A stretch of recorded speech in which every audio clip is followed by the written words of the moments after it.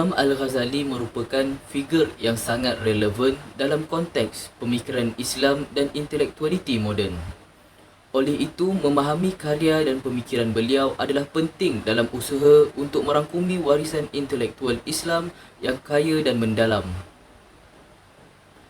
Kertas kerja ini akan mengkaji biodata beliau, pandangan ahli falsafah terhadap beliau, konflik terhadap kaum lain dan kitab beliau.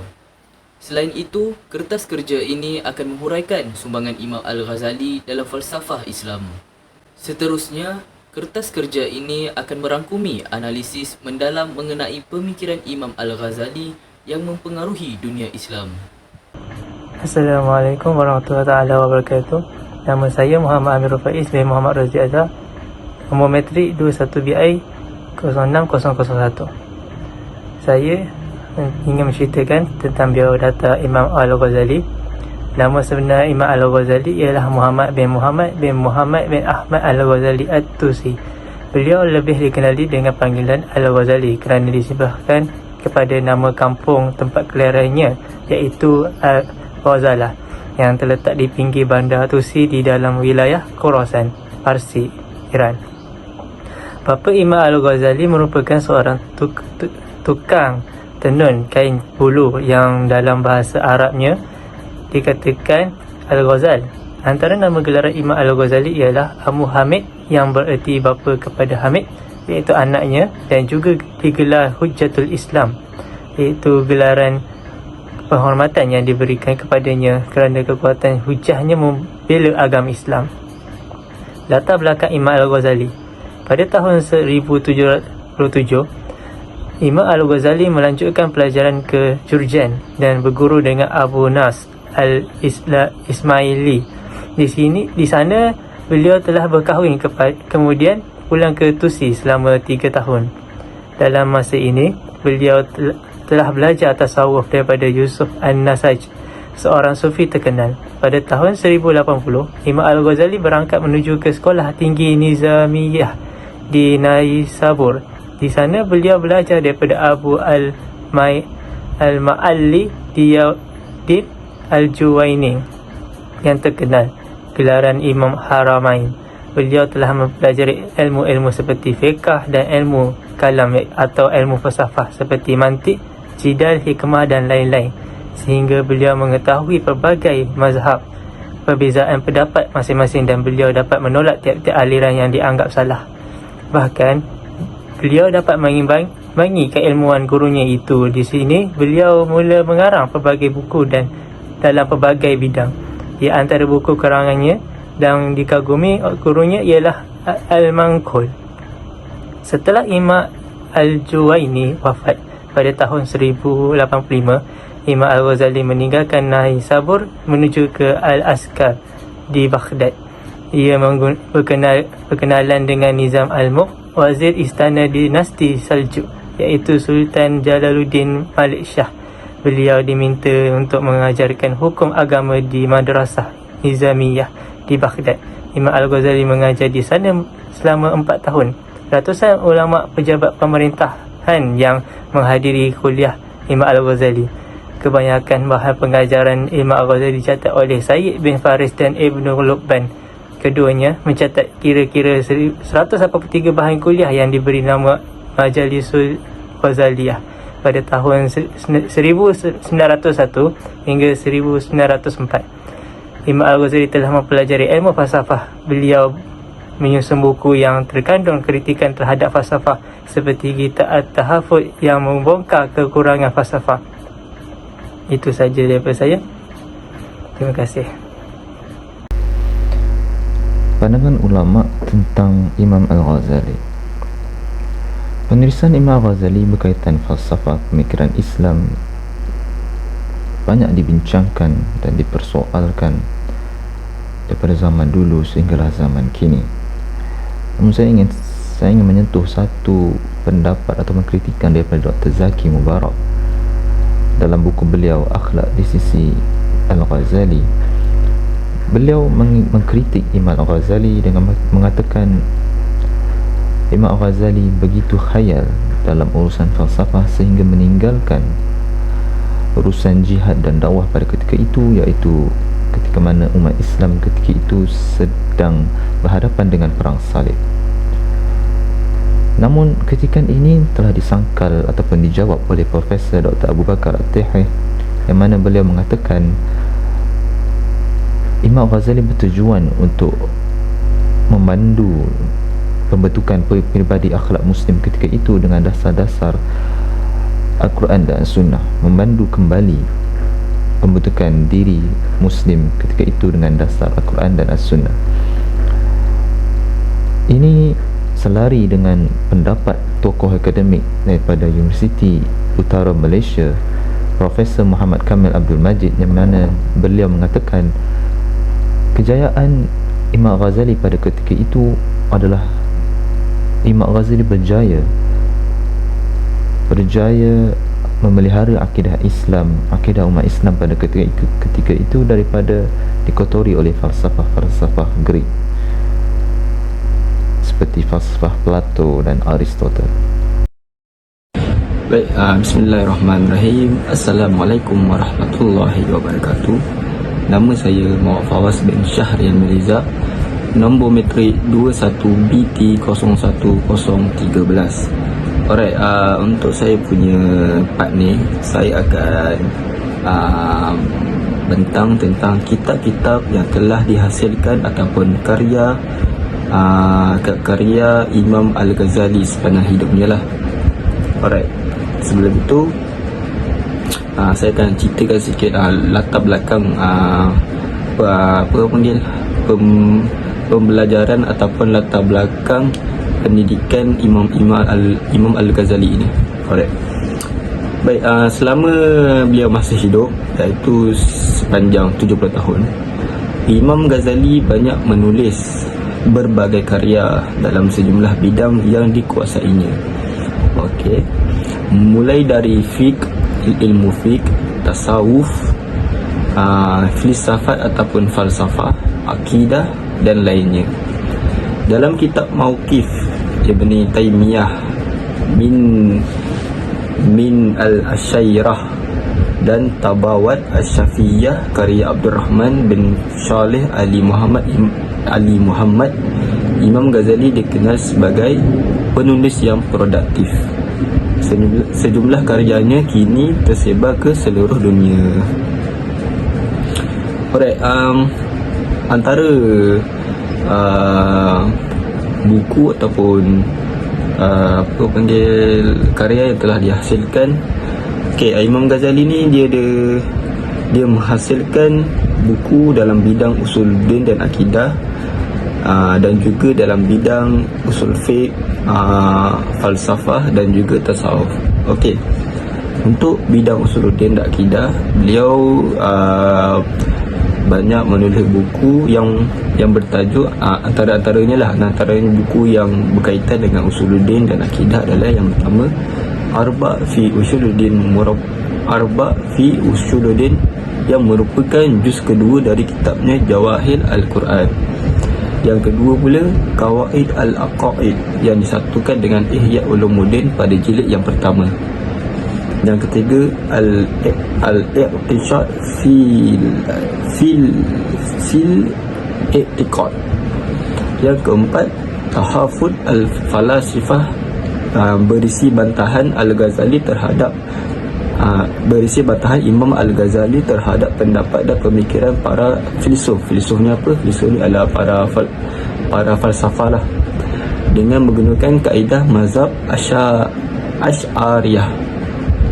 Okey, yang kelima Faisal At-Tafriqah Bain Al-Islam wa Zanakiyah. Baik, itu antara buku-buku yang dihasilkan oleh Imam Ghazali dalam bidang usuluddin dan akidah. Baik, yang seterusnya dalam bidang usul fiqh, fiqh, falsafat, filsafat ataupun falsafat dan tasawuf. Okey, yang ni dia banyak sikit karyanya, sebanyak 23 lah. Iaitu yang pertama Al-Mustashfah min Ilmi Al-Usul, yang kedua Mahaqut Nazar, yang ketiga Miqdar Al-Ilm, yang keempat Ma'arif Al-Aqliyah, Yang kelima, Mishkat Al-Anwar. Yang keenam, Al-Maqsyad Al-Asna fi Syarhi Asma Allah Al-Husna. Yang ketujuh, Mizan Al-Amal. Yang kelapan, Al-Madmun bihi ala ghairi ahlihi. Yang kesembilan, Al-Ajwibah Al-Ghazaliyah fi Al-Masail Ukhrawiyah. Yang ke-10, Ma'rij Al-Qudsi fi Madariji Ma'rifati An-Nafs. 11, Kanun At-Taqwid. Yang 12, buku Fadaih Al-Batiniyah. Yang 13,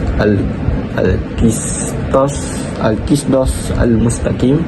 14, Iljam Al-Awam An Ilmi Al-Kalam. Yang ke-15, Raudah At-Talibin wa Umdah Al-Salikin. Yang ke-16, Ar-Risalah Al-Laduniyah. Yang ke-17, yang famous di antara buku-bukunya adalah Ihya Ulum Al-Din ataupun Ihya Ulumuddin. Ke-18, Al-Munkizu min Al-Dalal. Yang ke-19, Al-Wasit. Yang ke-20, Al-Basit. Ke-21, Al-Wajiz. Ke-22, Al-Khulashah. Yang ke-23, Minhaj Al-Abidin. Baik, sebenarnya masih banyak lagi karya yang telah dihasilkan oleh Imam Al-Ghazali. Begitu banyak karya yang dihasilkan menunjukkan keluasan ilmu yang dimiliki oleh beliau. Ia merupakan pakar. Imam Al-Ghazali ini merupakan pakar dan ahli dalam bidang fiqh, namun menguasai juga tasawuf, falsafah, filsafat dan ilmu kalam. Sejumlah pihak memberikan gelarnya padanya. Sesetengah pihak memberikan gelar atau penggelaran padanya sebagai seorang hujjah al-Islam. Baik, itu saja daripada saya untuk buku-buku ataupun karya-karya hasil Imam Al-Ghazali. Sekian, terima kasih. Okay, Assalamualaikum warahmatullahi wabarakatuh. Sekarang kita masuk pada tajuk konflik yang wujud di zaman Imam Al-Ghazali. Kita dapat beberapa konflik lah yang kita katakan pada zaman Imam Al-Ghazali ni. Seperti yang pertamanya yang kita dapat lihat adalah perebutan kuasa dan ketidakstabilan politik semasa dinasti Abbasiyah. Ini adalah kerana Sultan ataupun Khalifah ketika itu hanyalah simbolik bagi sesebuah tokoh ataupun pemimpin sewaktu itu, tetapi dia tidak mempunyai kuasa yang kita kata betul-betul kuasa pada zaman tersebut, kerana wujudnya pemerintahan itu sendiri bagi negeri-negeri yang kecil. So kat sini kita dapat lihat bahawasanya kat situ berlakunya perebutan kuasa untuk menjadi pemimpin dan ketidakstabilan politik yang ada pada zaman Khalifah Abbasiyah tersebut. Seterusnya kita dapat melihat satu lagi konflik yang wujud pada zaman Imam Al-Ghazali ini adalah dengan wujudnya ketegangan ideologi di kalangan mazhab Islam, di antaranya Asy'ari, Mu'tazilah dan Syiah. Terutamanya antara Asy'ariyah dan Mu'tazilah yang membahaskan teologi berkisar tentang konsep ketuhanan dan sifat perbuatan manusia. Lepas tu disebabkan benda ni terjadi, maka konflik politik ni makin lama makin tegang dan dia lebih ke kita lihat makin lama makin ke arah kepercayaan Asy'ariyah. Maka dengan ini secara tidak langsung hal ini telah membuat satu peralihan kuasa yang tidak langsungnya yang berada dalam sistem Khalifah Abbasiyah tersebut. Seterusnya kita dapat melihat kehidupan Imam Al-Ghazali ni, kehidupannya sendiri pun dipengaruhi oleh sistem politik ataupun isu politik ketika itu, kerana kita dapat melihat Imam Al-Ghazali ni dia telah mengambil keputusan untuk meninggalkan Baghdad untuk kita katakan protect diri dia, supaya tidak terkesan dengan hal tersebut. Maka dia mengambil keputusan untuk meninggalkan Baghdad kerana ancaman keselamatan daripada batiniah dan kemelut politik. Maka daripada situ kita dapat melihat bahawasanya Imam Al-Ghazali sendiri tidak tahan dengan situasi tersebut. Maka dia mengambil jalan untuk jaga diri beliau. Selepas tu selepas berapa tahun lamanya, Imam Ghazali pulang semula kerana hal ini didorong oleh perubahan dalam kepimpinan politik yang menunjukkan jalinan faktor politik dengan pilihan peribadi dia. So kat sini, jadi sama ada politik ataupun ideologi telah memainkan peranan penting dalam membentuk pandangan Imam Al-Ghazali tentang pemerintahan, kepimpinan dan hubungan antara agama dan negara. Jadi dalam penelitian Imam Al-Ghazali, Imam Al-Ghazali berpendapat bahawasanya agama dan cara kita mentadbir sesebuah negara tidak boleh lari antara satu sama lain. So agama dengan cara kepimpinan politik haruslah bersatu untuk mendapatkan politik yang teguh. Al-Ghazali menegaskan dalam karyanya iaitu Ihya Ulumuddin bahawa tujuan sebenar agama adalah untuk terlibat secara aktif dan memberikan penyelesaian kepada isu-isu duniawi. So kat sini kita dapat tengok bahawasanya agama tu kita kena ambil untuk apa? Untuk kita membuatkan satu politik yang bersih, yang mana mengikut syariat yang ditetapkan. Maka apabila kita mengikut syariat, sudah pasti ianya memberikan keberkatan, dan secara langsung politik tersebut adalah politik yang bersih dan indah, dan dapat diterima oleh setiap orang. Sebabnya bila kita tengok kepimpinan daripada Rasulullah SAW, itulah kepimpinan yang terbaik. Sebabnya kita tengok kafir ataupun Islam sekalipun hidup dalam keadaan yang harmoni, lagi teratur kat situ. Jadi Imam Al-Ghazali dia berpendapat bahawasanya sekiranya sesuatu kerajaan tersebut memerintah berdasarkan agama Islam, maka ianya menjadi perantara antara dia dengan syurga, kerajaan tersebut dengan syurga. Kerana bila mana kita memerintah dengan agama, dengan cara yang betul, insya-Allah kat situ Allah memberikan ganjaran setiap kali kita memerintah ataupun setiap kali kita membuat sesuatu tu. So kat situ kita kena tahu bahawasanya bila mana kita memerintah mengikut agama ni, insya-Allah lah benda tu telah menjadikan satu perantara yang dekatkan kita dengan syurga Allah SWT. Jadi bahawasanya kita dapat lihat di kat sini, bila mana Imam Al-Ghazali menyebutkan hal tersebut, ia bukanlah berdasarkan teori semata-mata. Ia adalah dilihat dari perspektif bahawasanya dia telah melalui negara yang berkecamuk, yang tidak seimbang, ketidakstabilan politik. So kat situ bila mana dia merasai tersebut, so kita dapat lihat bahawasanya pandangan beliau harus diambil berat, kerana ini dapat meningkatkan lagi kestabilan politik secara tak langsung, menjadi perantara bila mana kita memerintah ataupun kita memimpin sesuatu benda. InsyaAllah Allah juga akan membantu kita dalam hal tersebut, tak kala kita mendapat pahala dalam mengejar redanya Allah SWT. Okey, sekian, terima kasih. Itu saja daripada saya.